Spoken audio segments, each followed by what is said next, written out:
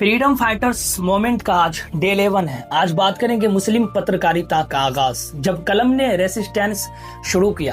1857 کے بعد انگریز سمجھ رہے تھے کہ بندوقیں اب خاموش ہو چکی ہے، لیکن انہیں اندازہ نہیں تھا کہ ایک نیا ہتھیار ابھی میدان میں آنے والا ہے، اور وہ ہے قلم۔ 19ویں صدی میں اردو پترکاریتا نے بھارتی مسلمانوں میں پولیٹیکل اویئرنیس پیدا کرنے میں اہم بھومکا نبھائی۔ تحریکیں چلائی، اخباروں نے صرف خبریں نہیں دی بلکہ لوگوں کو بتایا کہ دیش میں کیا ہو رہا ہے، کیا چل رہا ہے، انگریزی حکومت کی نیتیاں کیا ہے اور ان کی سوچ کیا ہے اور ان کی فکر کیا ہے، اور قوم اپنے مستقبل کے بارے میں کیسے سوچے۔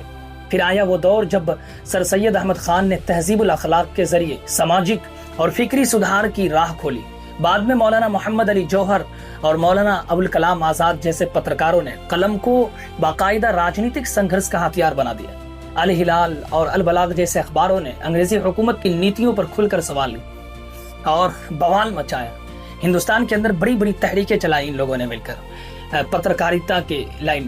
سرکار نے بھی جواب دیا، پابندیاں، ضبطی، ضمانت اور مقدمے، طرح طرح کی چیزیں اور بڑی بڑی آفتیں آئیں، لیکن پترکاریتا رکی نہیں، کیونکہ تلوار ایک وقت میں کچھ لوگوں تک پہنچتی ہے، مگر قلم ہزاروں ذہنوں کو جگا سکتا ہے۔ قلم ہزاروں لوگوں کی ذہنوں کی جنگ کو دور کر سکتا ہے۔ یہی اردو پترکاریتا کی سب سے بڑی طاقت تھی۔ اس نے خبر کو شعور بنایا، شعور کو سوال بنایا اور سوال کو ریسسٹنس بنایا۔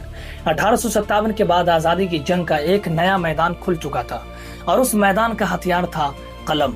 قلم چلا تو خاموش ذہنوں میں سوال پیدا ہوئے، قلم چلا تو خاموش ذہنوں میں سوال پیدا ہوئے۔ سیاہی کی ہر بوند سے انقلاب کے خیال پیدا ہوئے۔ انقلاب زندہ باد۔